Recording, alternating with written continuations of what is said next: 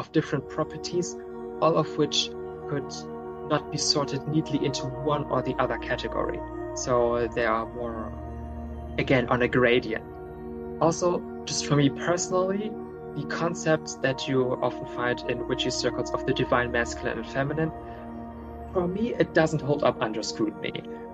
For me, I just see the divine feminine, for example, as as a sort of concentration of properties which are just stereotypically 1950s housewife-esque. So you have like, oh, the divine feminine is receptive and passive and nurturing and kind and soft, and she doesn't go to work really. She just takes care of the children. And then the Right. divine masculine becomes this hyper aggressive, brutish, strong figure Mm. that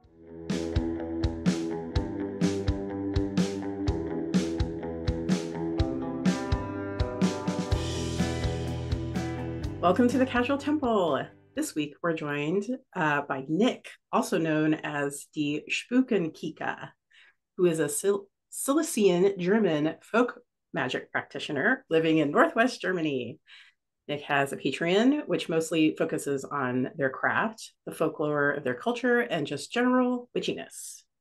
𝔖𝔭𝔬𝔢𝔨𝔬𝔢𝔨 also has a wonderful YouTube channel, which I recommend highly checking out. Nick, welcome to the Casual Temple. thank you for having me. Yeah, thank you. Oh gosh. Well, we're just gonna kind of jump right in as we usually do.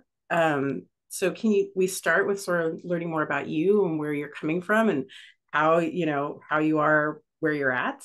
So was there a moments in your life that kind of led you to where you are you'd like to tell us about? Yeah, so there kind of have been multiple smaller instances that kind of nudged me into the direction that I'm going now. So there wasn't this like one big, huge event that kind of changed everything. Mm-hmm. Um, I would say that what informs my perspective, both as a practitioner, but also as like just a person, is the ties to my culture and the way that I was raised in it. So for everyone that doesn't know me, I am from northwestern Germany, born and raised and live here. So I'm very like I've got deep roots here in this place. And I was like as a child very influenced by the stories and folklore that my grandparents told me.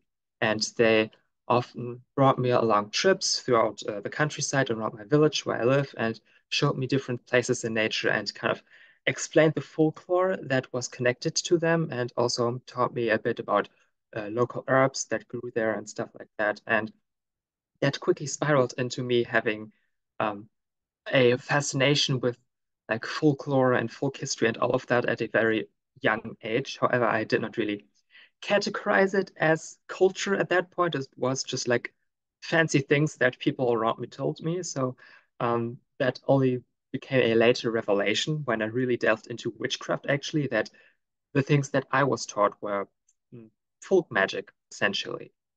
And this you can kind of already see how these few instances kind of shaped my path in a way. So we start with getting taught these folk practices, but not realizing that this is actually folk magic, and then Mm. later figuring out that witchcraft even is a thing, and that there's this whole entire community out there online that talks about this kind of stuff, and then making the connection later on between the things that I was taught growing up and witchcraft. And Mm. this kind of led me to really throwing myself into the study of my local folk magic. And another big thing here for me is that, and I feel like a lot of people who grew up rurally will relate to this, that the countryside is not the most accepting place, let's say. There are Mm. Mm-hmm. oftentimes a lot of more conservative people around here, Right. and is growing up queer in this kind of environment also leaves its marks, sort of, and Yeah. that kind of then later on also informed the way that I kind of perceive the world and Mm. the things that I care about. Yeah. And I can't even imagine what my life would have been like if I like wasn't queer or did not grow up in this environment, because these things really shape like essentially the core of who I am as a person. Right.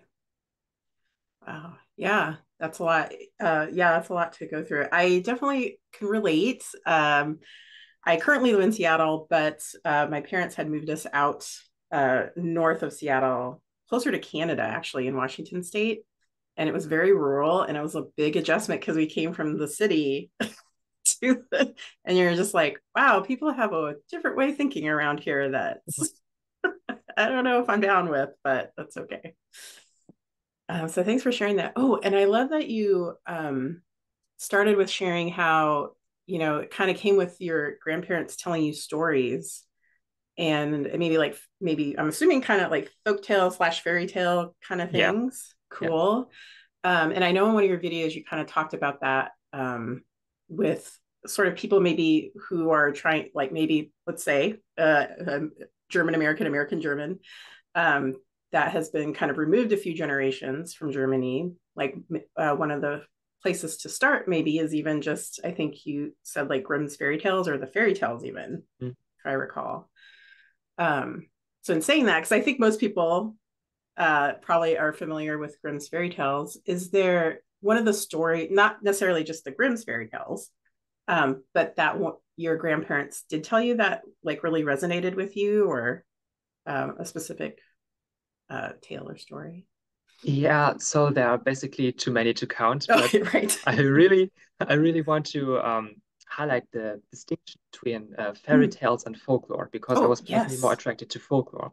Mm-hmm. So when you go through the Grimm's fairy tales, for example, they are more or less unspecific. So they take place once upon a time in a land far, far away. So they are removed sort of from local culture, whereas whereas folklore often has a very specific time and place that it is attached to. And this was what mostly kind of inspired me as a child, because I could go to the places that the folklore talks about, and there was a sort of relevance to these tales that I was told. And they were more tangible to me, let's just say, because fairy tales are more like stories generally about the human condition, about Right. morality, about how to go about life. Mm-hmm. Folklore is made by a specific community in a specific place for that community. And the teachings and knowledge passed down in the folklore is also very specific to that community. And this is what really um, influenced me most, I feel like, because that is another aspect that led me to developing these strong roots in this place. And Right. just to give you an example, we have a lot of bogs around here and a lot of wetlands, because northwestern Germany is generally constantly getting hit with like the wet air from the North Sea. So it's always Mm. cold, always wet, lots of rain, overcast skies, kind of like how I imagine Seattle to be honest. Yes. And uh, because of this climate and because of the conditions of our soil, there are a lot of underground water deposits all around in specific areas. And sometimes these can break in and swallow up the ground that is above. So if you build your house in these areas, there's a chance that it might one day just randomly get swallowed up by the earth. And our folklore here kind of incorporates this theme that specific places are kind of like cursed with the wrath of God or something similar Mm. like that. Um, so this natural disaster-prone area has been kind of mythologized over time, and the knowledge that specific areas are dangerous to build your house on are incorporated into folklore and then passed on throughout the generations so that this information is being remembered. And this Mm. is just one example of how I kind of experienced the folklore here and am constantly kind of blown away by the amount of intricate knowledge that exists within it. Yeah. Wow, thank you. Yeah, thank you for explaining the difference between the two of like fairy tale and folklore and what was captured in probably Grimm's fairy tales, and how it relates to you. That's really cool. And now I'm thinking about it, not to get into like a weird, but there have been landslides here in Washington State, and probably for the most part, people not even considering, even though it seems kind of logical that because of all the rain and melting snow that we get, that would happen a lot. But it seems like, people are very surprised and that, and then and it's unfortunate because then, people are in the path of where that's going to happen. But because we haven't, settled this area or been in this area very long, we don't know those tales, kind of like what you're talking about of like, this kind of happens, maybe you need to prepare for it. So it's really interesting. Wow. Yeah, I bet the indigenous people in the area where you live have like stories and knowledge about Oh, these things. 100%. Yes. Um, Probably mostly why they're like, we want to have our places in certain areas and Yeah. not be shunted into the area you choose. But yeah, that's very cool. Um, so would you say that, I mean, you kind of did layer that into how sort of that upbringing helps you see the current world that you're in? Would you say that experience kind of affected you going forward as a child and then, on to becoming an adult of having the tales happen and you're like, oh, this seems like it's magic, where did that all kind of fold into? Oh, well, for a long time, I mm, did not like not push it away, but didn't Mm, pay any mind to it, right. really. It only was later when I actually got introduced to the online witchcraft community that I started delving deeper into that, and I kind of found my joy in research again.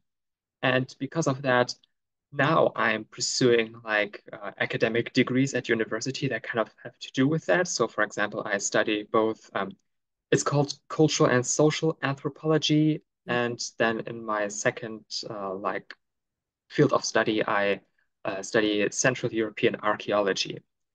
And these are two things which are very much connected to my upbringing, which is very like about land connectedness and really taking a look at how cultures over time interacted with the land. And one day I hope to actually be able to pursue a career in this field, of course. And even my like online persona, sort of, or the content that I share online is also about this. So I Mm. would say that the ways in which the knowledge of folklore and the interaction with culture here have shaped me are really in every aspect of my adult life now.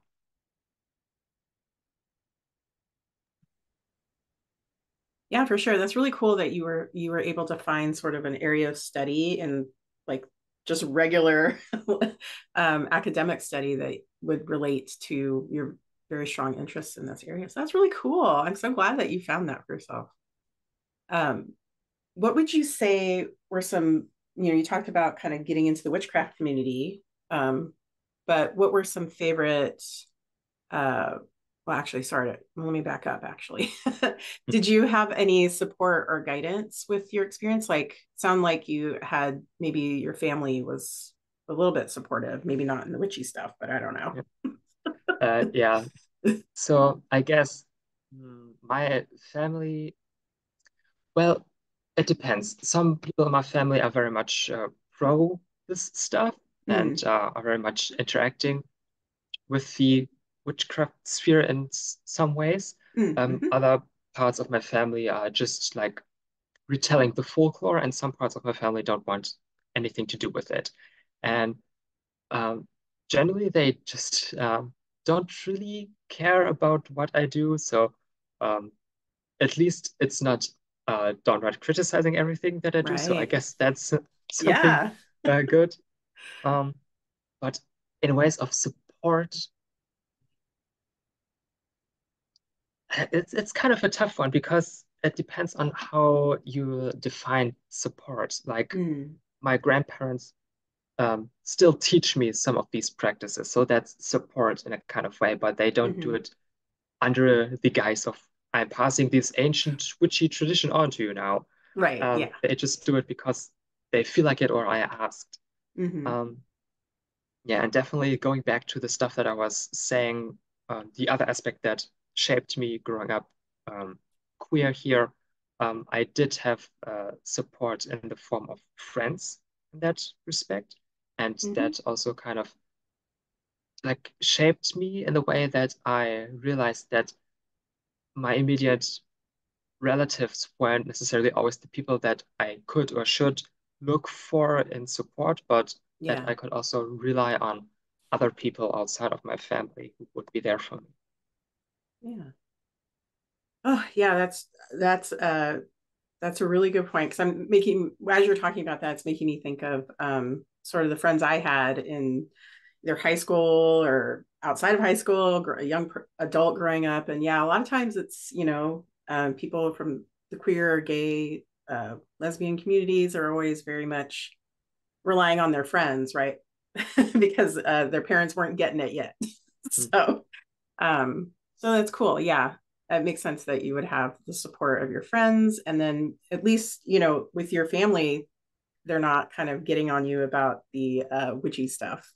So I think that's supportive. Oh man. Um, so what were some of did you have any favorite books that you were reading? Kind of along those lines that Yeah. I'm sure you do. Um, I prepared for this. I bet you did. So, Yep.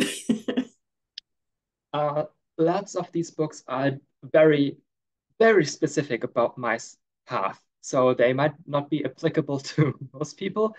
Um, so one thing that really shaped me was this book, which, I mean, the German title is Die schönsten deutschen Volks- und Heldensagen, which in English would be like the most beautiful German folk tales and tales of heroes, something along those lines. And this book is actually quite old. It's, I think, from the 70s roundabout, and it contains the Nibelungensage, which is how do I explain, an ancient medieval epic, sort of. And if you look at the Norse Eddas, for example, parts of the Nibelungen are also represented in there because it goes that way back, that far back. And that also means that it was likely told in some version during the pagan times in Germany as well. And this is just, I feel like, an almost essential read if you're interested in anything to do with Germanic paganism or German folk magic, because there are a lot of mythological themes which pop up in these stories that are relevant, in my opinion. And I was so lucky that this book kind of compiles all of these stories into one. I don't think they produce this anymore, but well. Um, That's cool you have it though.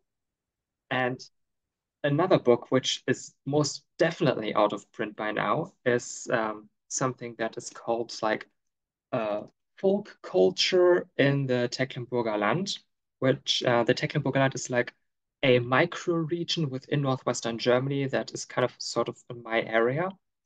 And this book was made in the 1960s and basically compiles a lot of folk customs and folk stories from my area. And this is sort of my holy grail in a way, because this talks about everything culture-wise that I'm interested in, how traditional crafts work, how traditional stories are told, and what wedding practices traditionally looked like in my region. What did wedding gowns look like? Spoiler, they weren't white, by the way. And uh, this is just a treasure trove of information, I feel like. And now we get also into stuff like Germania by Tacitus, which is like which is also available in English for everyone interested. This is basically a book written by a Roman historian who interacted with, or not directly interacted with, but interacted with people who interacted with the Germanic tribes around like the first century CE, I believe. And this is just a very interesting read if you want to know more about the Germanic pagans around that time specifically.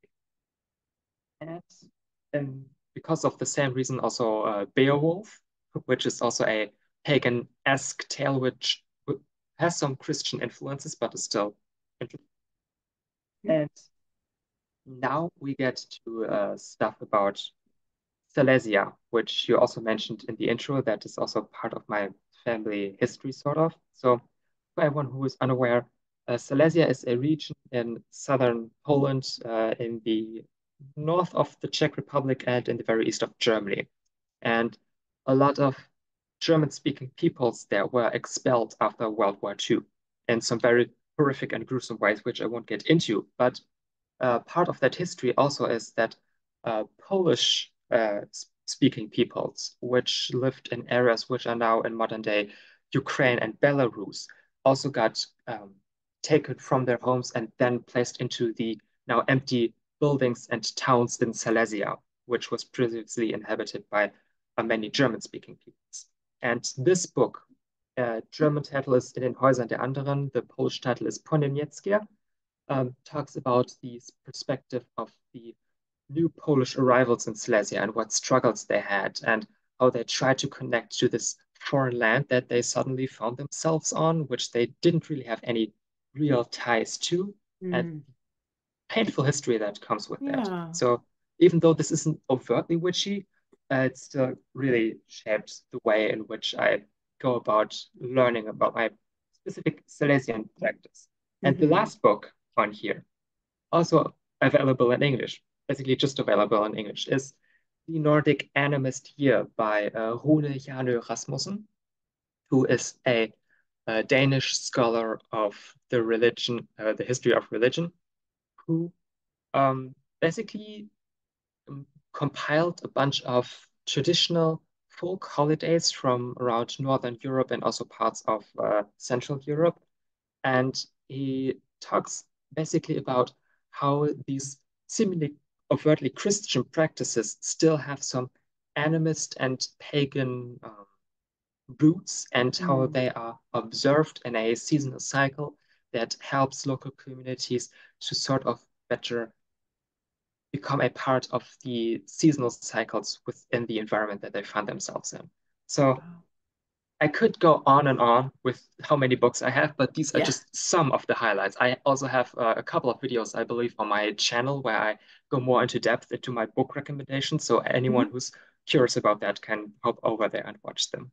Yeah. Wow. Yeah. Thank you for sharing that. It gave me like, as you're describing the books, it was giving me like a nice kind of through line of kind of where who you are and where you're at. And like really good recommendations too. And I'm like, oh yeah, Tacitus. I feel like that has been referenced in a lot of books I've read as well.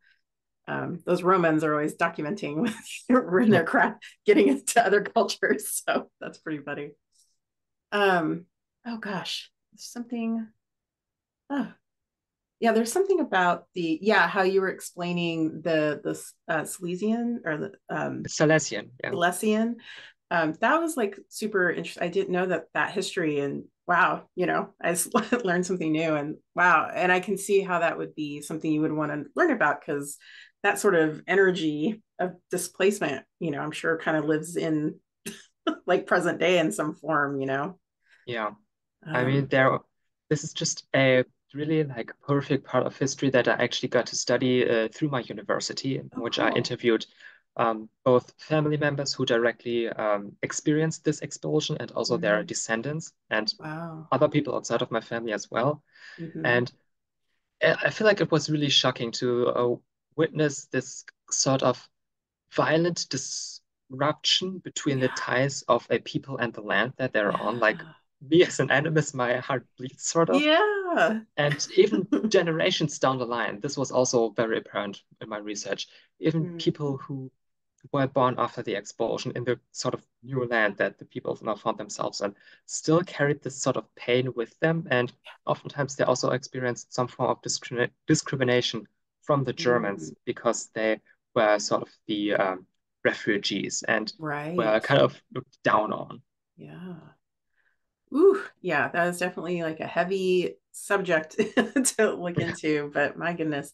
Yeah, I'm only relating in the fact that my dad is Irish American, and while they weren't forcibly expunged from Ireland, it was a matter of like, the the poverty and, people had to leave. Yeah.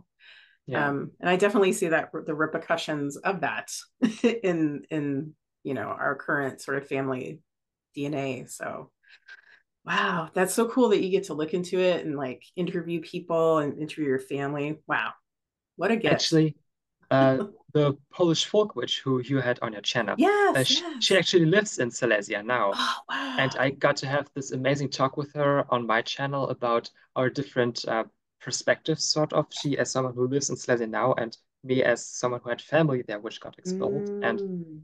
uh, our two perspective kind of formed two pieces of this puzzle. And it was Oof. really amazing to be able to connect with her in that way. Yeah, I did see that on your channel. Yeah, I definitely everybody should check it out because I was gonna check it out before I ran out of time. But yeah, Joanna is amazing. So I'm glad that you were able to have such a really cool conversation. Wow, I'm so excited. I'm gonna definitely look at that. Um, okay, well, thank you for giving us this nice picture of you and everything. So, what would you say, as a German folk magic practitioner, what is your day-to-day kind of practice, or how do you like have that in your kind of day-to-day life? How does that work for you?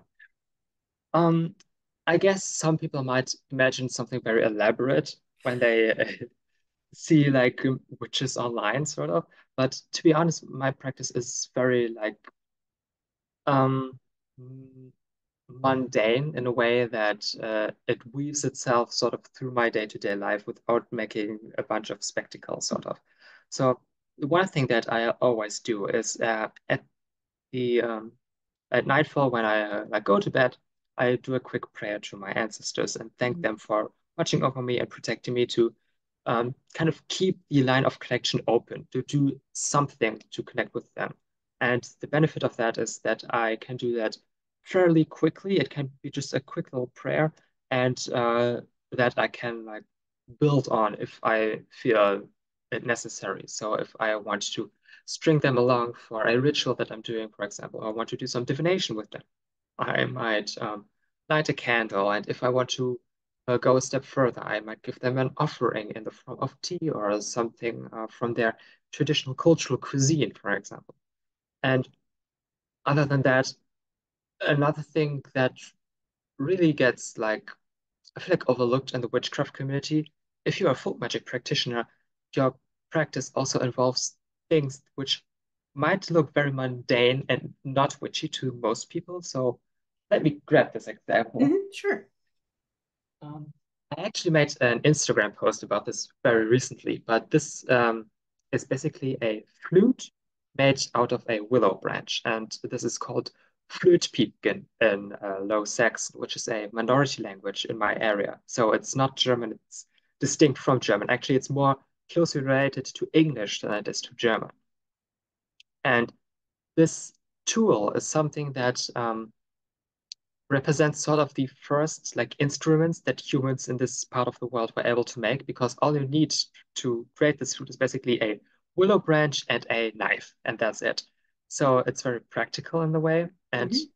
this tradition has more or less been sort of lost, quote unquote, in many parts of my area, but I recently got my grandfather to teach me how to make this. And this is also a part of my practice, which involves like uncovering these old traditions. And even though it might not be overtly witchy, it's still part in connecting to the land and the seasonal cycles, because you can only make these flutes in spring when the sap is rising and the wood becomes more malleable. So this automatically ties you both to the landscape, because you're probably going to use a local willow, and to the season, because you need to pay attention when the wood is basically good for you to use. Mhm. And on top of that, you're engaging with an ancient ancestral tradition, which is where the ancestor worship part comes in. So taking care of these traditions and passing them on to others is also a big part of my practice, I'd say. Oh, okay. Oh, that's cool. Yeah. Hmm. Never considered that, but that's a good point. It's like you're kind of uncovering sort of these folk practices, but they're kind of inherent, like, they're kind of connected to the land and um that and the spirits of the land, I'm sure. And so that, yeah, that makes sense that it would kind of just inherently sort of be witchy in its own way. Yeah. I mean, big part of it is how you engage with the tree that you're taking the wood from, Mm-hmm. because you need to build a connection. And Right. here in northern Germany, we have a thing called 𝔇𝔢 Anglo-Saxon. In English, it's like called pollard willows. I don't know if that's a term that you know, but Mm, basically, you cut the top parts of the branches of the willow off and do that over a prolonged period of time until um, there are like these knotty heads building on top of the willow, where a mhm, bunch of smaller, thinner branches will spring from. But they are very like, what is the word? They are very, very close to each other, okay. and these branches. And they are very good to use in crafts. So you can make fences out of them and you can make baskets out of them. And because these branches are so close together and malleable, wildlife often uses them to build nests in. So the interaction with this tree and the changing of this tree both benefits the humans who take the wood and the wildlife who uses that as a nesting ground. And if you Mm, regularly interact with this tree, for example, through making fluid pickers, you're going to sort of notice when you need to like cut a few branches off again so that the top part doesn't become too heavy and like breaks apart the tree. right. So this is an important part of regional animism, which uh, is a gear in the system of land connectedness that ensures that every sort of creature, the humans, the animals who use the willow tree itself, kind of thrive. And Mm. this is basically what folk traditions are all about, I think. Oh, cool. What a cool example. Yeah, that was a really good illustration of that. I definitely have seen that because around here in Seattle, we have a lot of trees. But yeah, people will have to cut them probably because they kind of died at the top or whatever, exactly how you explained. And yeah, you do see kind of the like little trees coming out of the stump. So that's interesting. Yeah, and I like that you're kind of building this relationship with this tree and then all the animals that are kind of visiting. That's a really cool picture. Love that. So my next question is sort of around, I hope this makes sense, but what is your experience of the accessibility of ancestors and land spirits? And I can elaborate if wasn't clear. Yeah, so I feel like it's going to be a bit different for everyone, but Mm, to me, the ancestors and land spirits are very accessible because I'm in a very fortunate position. I live in a village in which my ancestors are buried, and I also am not a colonizer on this land. So I feel like the spirits would be more open to me than they would be, for example, in North America, mm, if that makes sense. yes. And uh, through these folk tales, again, I keep coming back to this.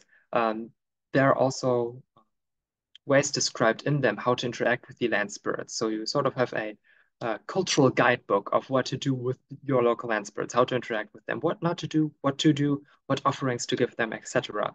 So that makes them very accessible to me. And in my personal experience, both ancestors and land spirits are more kind than I imagined Mm, because in some folktales and especially online, these beings can often be painted as like very wrathful and very easy to anger if you fuck up a ritual or stuff like that.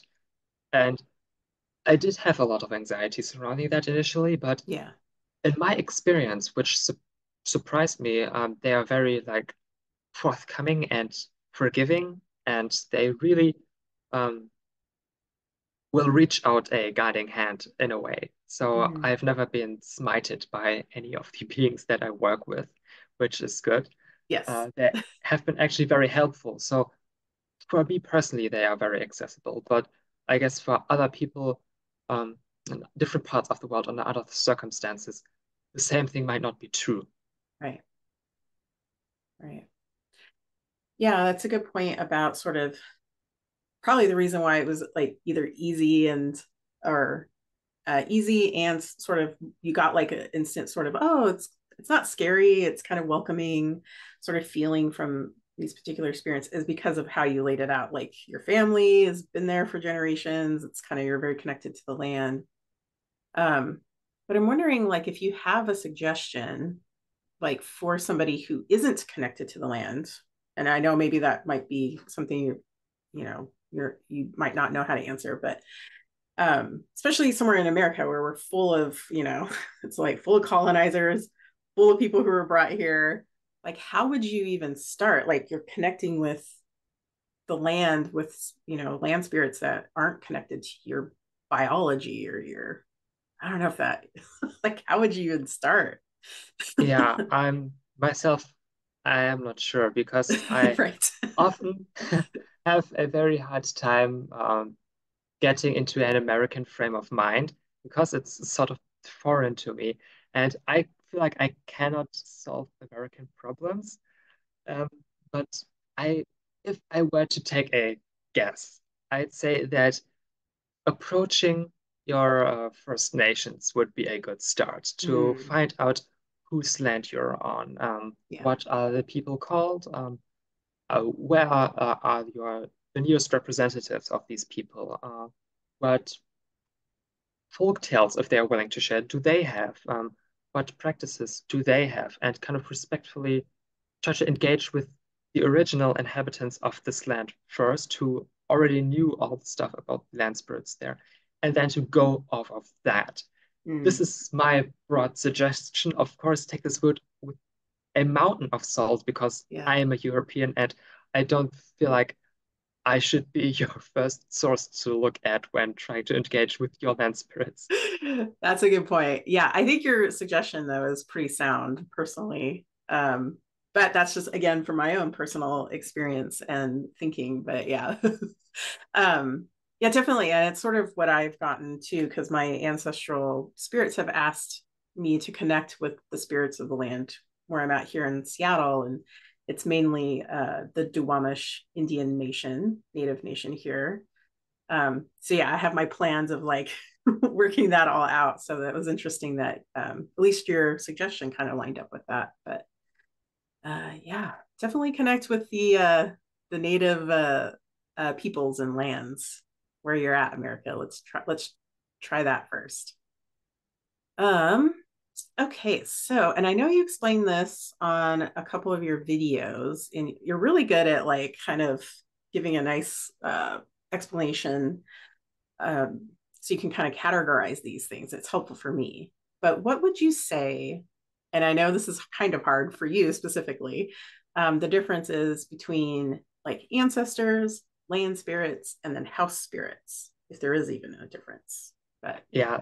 Um, if you look at folklore, things are very messy, at least in my right. area. Mm-hmm. Um, the thing is that there are no direct hard borders between any of these categories.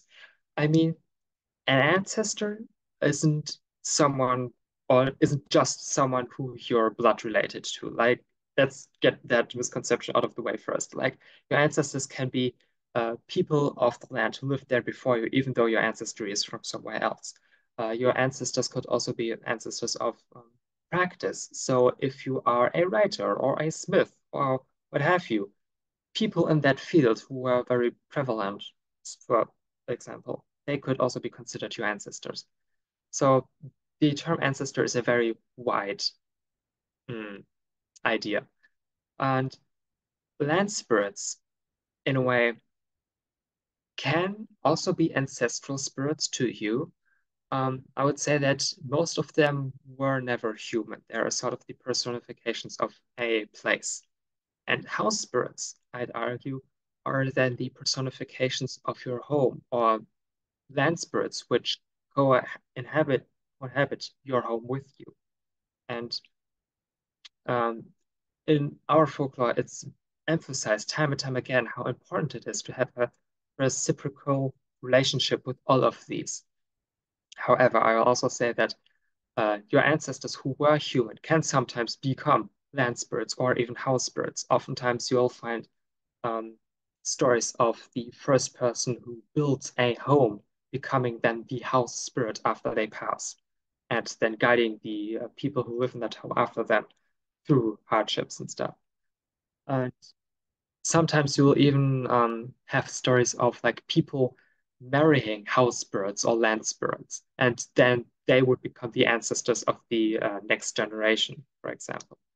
So the terms are all very loose in a way, but you can kind of categorize them as sort of blobs of color with that sort of intermingle between them, and they are on a gradient and not like these hard boxes. I hope that Right. made sense. Oh yeah, that's beautiful. I love how you explain that. Um, yeah. Wow, very cool. Yeah, it is sort of like these spirits or whatever. They kind of do sort of fit somewhere, but they yeah, exactly. They kind of bleed into other things. So that's really cool. Um, yeah, thank you. So okay, so my next question is mainly, and you explain things so beautifully. So I'm hoping you can explain this as well. But I come from my practice currently is a hermetic practice, right? And it's very much sort of in my practice, it's balancing sort of the masculine and feminine energy, and that's just how for me, it's just how my brain is organized and how it makes sense for me to do that. And I know you've explained that you approach your magic and your practice in a non-gendered way. Can you help us illuminate that for Yeah. me and our audience? Um, if you are a medic practitioner or someone who's into like ceremonial magic, these things might sound bonkers to you. But for me, as a folk magic practitioner, approaching magic in a non-gendered way very much makes sense because the spirits that I work with in folklore aren't gendered in the way that you might expect. They have sort of a um, cluster of different properties, all of which could not be sorted neatly into one or the other category. So they are more, again, on a gradient. Um, Also, just for me personally, the concepts that you often find in witchy circles of the divine masculine and feminine, for me, it doesn't hold up under scrutiny. And I might tread in some waters here that aren't necessarily uh, like common to find in the witchy online circles, Yeah. but it, I realize that this might be a hot take. Um, for me, I just see the divine feminine, for example, as an amalgamation, as a sort of concentration of properties which are just stereotypically 1950s housewife-esque. So you have like, oh, the divine feminine is receptive and passive and nurturing and kind and soft. And she doesn't go to work really. She just takes care of the children.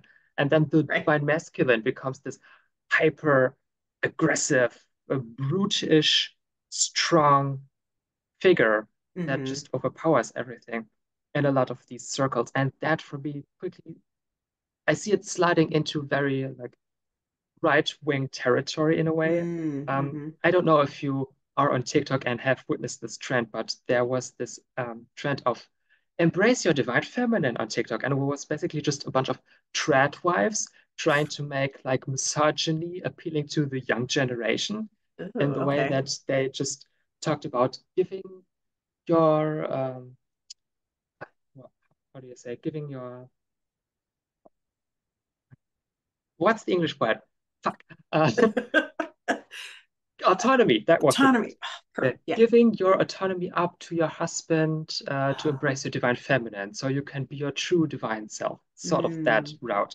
And gotcha. this is a very slippery slope that you start out with this gendered system, and then you Mm, kind of think about what is divine feminine and masculine to you, and you end up in these thought patterns that just basically replicate very harmful stereotypes that we have in right. society, and that can very quickly lead into very bad territory politically wise, which is unfortunately very prevalent in our community. And specific groups of people will uh, go after these people. They will harp on that. They will use Yeah. this as a gateway to open the door to these sort of harmful narratives. Mm, And this is just one reason why I don't personally vibe with this concept. And gotcha. in German folk magic, you have like Frau Holle, who is both like allowed to be like sexy and erotic, and also can be an old ugly hag who eats your children, that is basically the polar opposite of Right. what most people think of as divine feminine. Yeah. So this is basically my perspective. Yeah. Wow. Cool. Yeah. That is really well explained. And I feel like in the example of, say, these people on TikTok, which, okay, yeah, I can't go on TikTok basically is what I'm hearing, but is that it just seems like, I don't know, like a strange way of approaching being an individual and human being, and that's unfortunate. Yeah. Yeah, I like how you explained sort of in your either working with spirits and then kind of looking at your own folk tales. It doesn't really make sense because they're not really living in those boxes. So yeah, thank you for walking us through that. That was awesome. Okay, and I know we're going to talk about your Patreon and sort of what you and your Patreons get up to. So can you tell us a little bit more about that? Yeah, so on my Patreon, I basically uh, post about 3 blog posts each month. One small blog post for the lowest tier, and then as the tiers progress, you'll get like 2 bigger blog posts, and all of them are relating to German folk magic in some way. And my patrons get to vote on the topic that I cover, and some of them they also get to vote on video topics, for example. And each month I'll also release a Patreon exclusive video in which I perhaps give some hot takes which aren't as welcome on YouTube. So my ideas about how I don't think that divine feminine and masculine are a thing would Right. probably fit into that category.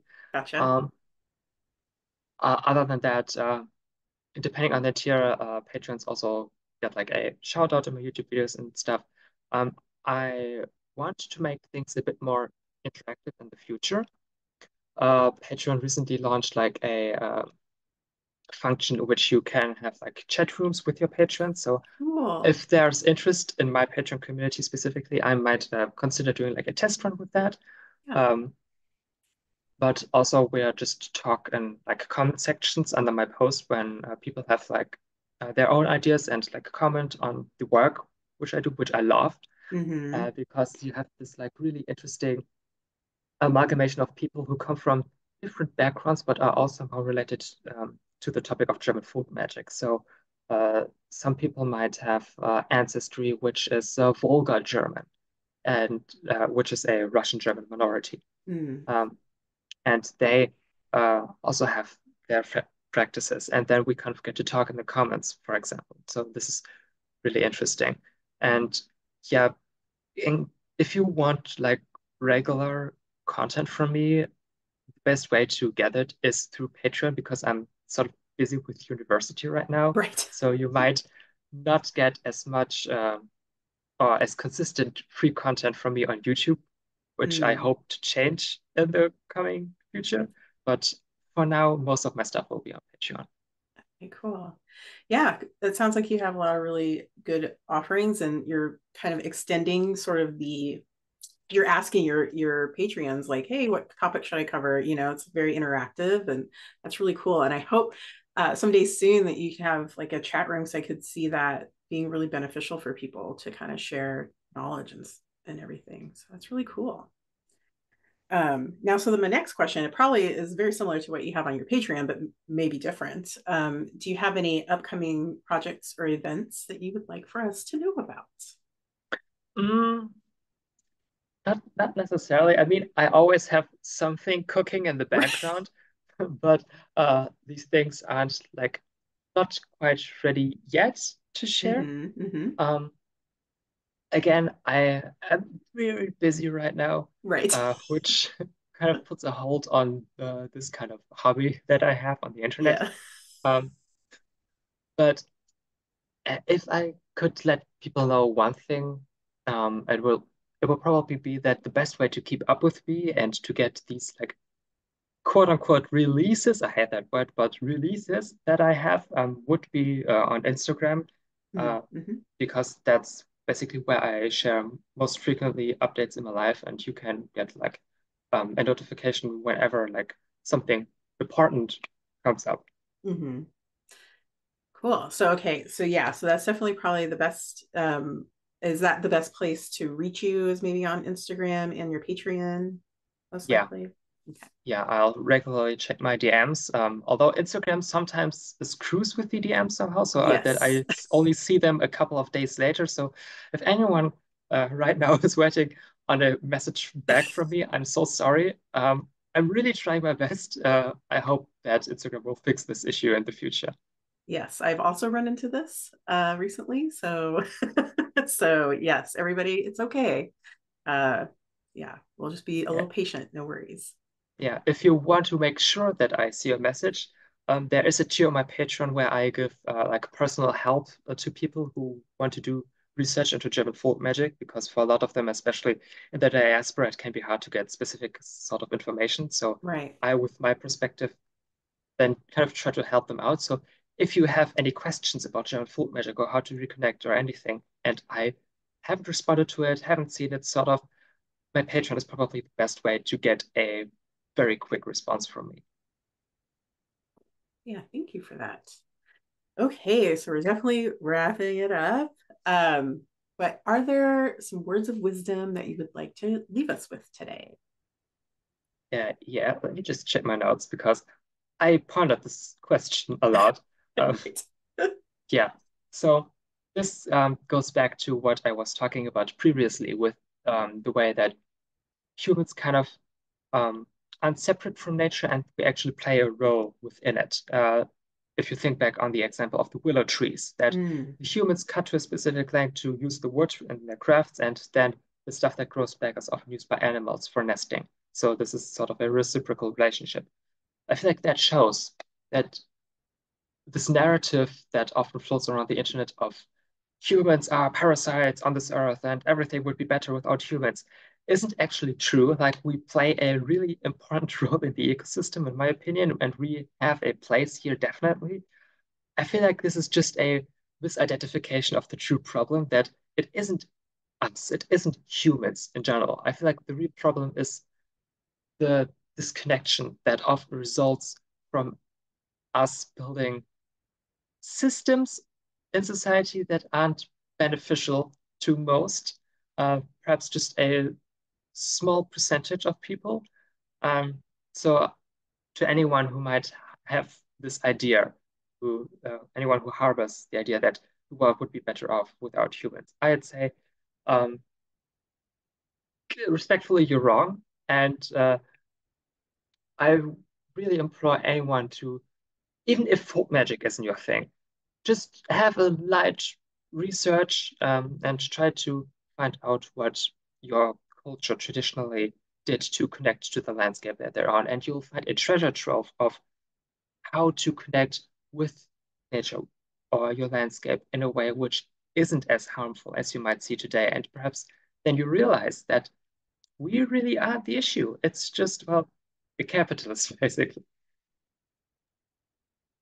oh, wow. Wonderfully said. I couldn't agree more. I love it. Well, thank you so much, Nick. I really enjoyed our time together Me today. too. Yes, thank you so much. Your support means the world to us. If you've enjoyed this podcast, please take a moment to like, comment, and share it with others who might find this content valuable. And of course, don't forget to hit that subscribe button to stay tuned for more enlightening discussions. Your engagement helps us grow, and we appreciate each and every one of you. Thank you for being a part of the Casual Temple community.